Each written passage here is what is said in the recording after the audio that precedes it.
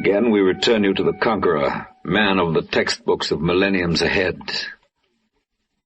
But what do we know now that we didn't know before? What have we learned out of this war?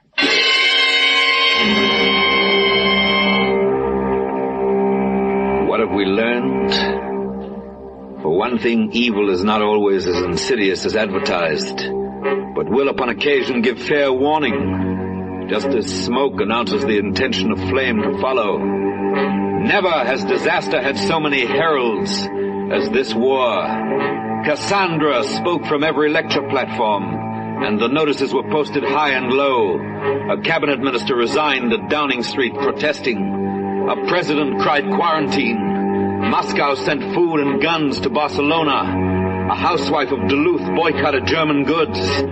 Signs and portents. It was no furtive tapping on the windowsill at night, but clamorous pounding in the public square. Blow after blow like a monstrous drop forge, beating into shape the time to come. And the time came, and the prophecies matured. The storm arrived, and was no surprise to the barometer, the Jew who had cautioned. The Nazis are not against the Jews alone. That's just a sham. If you let them carry on this way, there'll be the death of Christians, too. He saw Gentiles die as well, and sighed, and foraged for bullets in the cellars of the Warsaw Ghetto. Yea, and the time came, and it developed that Cassandra and the Jew were right, and that the Cliveden set was wrong. Fire and brimstone dropping from the sky were educational.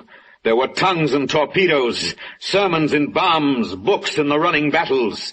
Whatever was learned the hard way, between blood transfusions and last rites. Each lesson fell trip-hammer hard, with a bang that killed a citizen or two somewhere.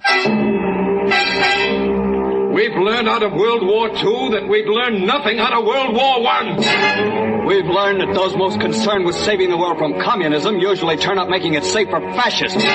We've learned that women can work and fight as well as look pretty and cook.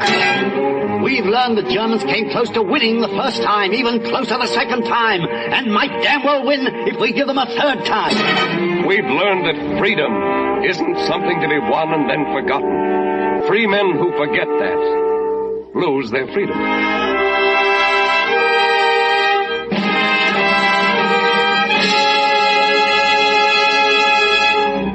These are the lessons our sons and brothers have turned to dust to teach us. And whether victory will stick and the dead be not made fools of depends on whether what we learn is held as close and constant as a catechism.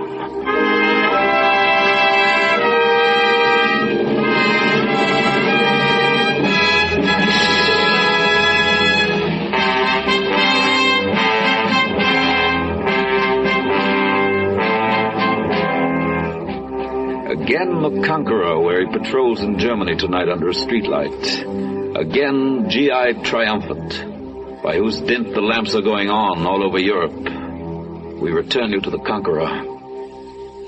Here's another thing I'd like to know. What do we do now? What do we do now? Why, the war goes on.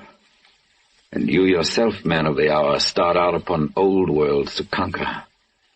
For though the swastika comes down and is trampled under shoes made in Massachusetts and Lancashire, though the ovens of Lublin are avenged, the war goes on, and peace stands off stage waiting for a cue at the end of a Japanese drama. Meanwhile, unfinished business in Asia, killing to be done among the archipelagos. The cruiser turns about and makes for wider waters. The garrisons of China check the hour. Those of us who never quite believed that war could come now hasten to believe it over. We here at home, who safely tidied battles into books, spliced the counteroffensive into a feature film, and went to see it together with an Andy Hardy picture at the Orpheum, shall we who followed the bloody tracks on maps and took assurances from pins that tanks had gotten through, shall any of us celebrate beyond the compounds of this night? On a Note of Triumph continues next time.